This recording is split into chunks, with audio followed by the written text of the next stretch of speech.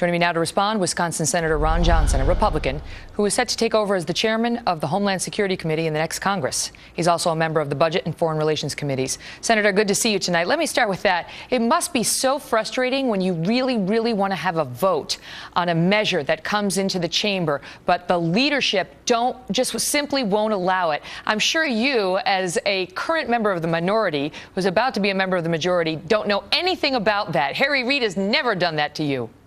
Yeah, Megyn, we have our frustrations as well, but we also have a Constitution that has to be followed. Americans have to remember that President Obama promised the Hispanic community that he would solve immigration in his first year. In his first 2 years, he had filibuster-proof majority in the Senate. He controlled Washington. He didn't do it.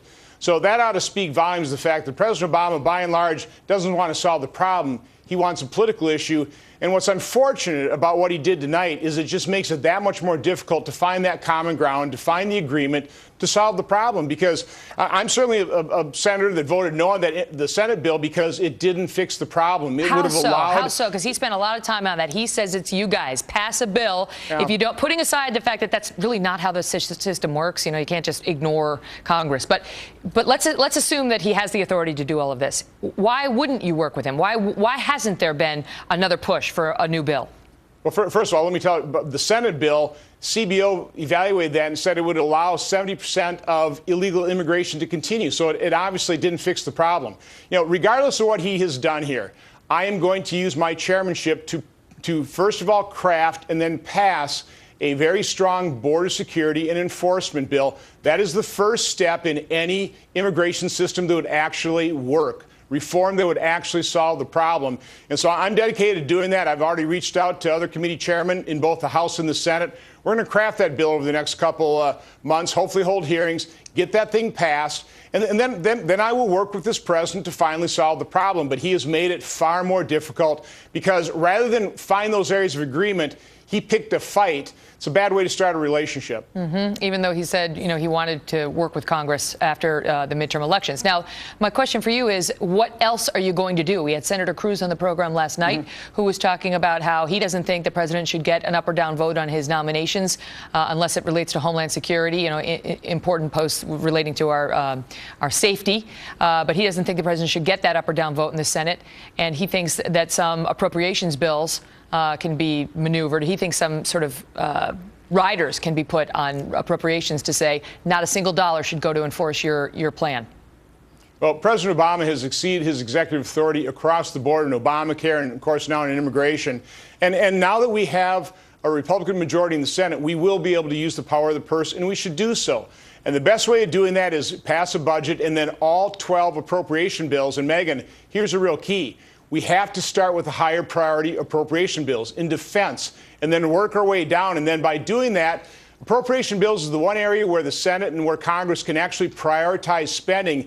And we can defund areas of President Obama's lawlessness. And so we should do so. So we should use the power of the purse. We haven't been able to do that with Senator Harry Reid in the majority role because he's bundled all these appropriation bills into one bill. It ends up being a Hobson's choice, an up and down vote to shut down the entire government.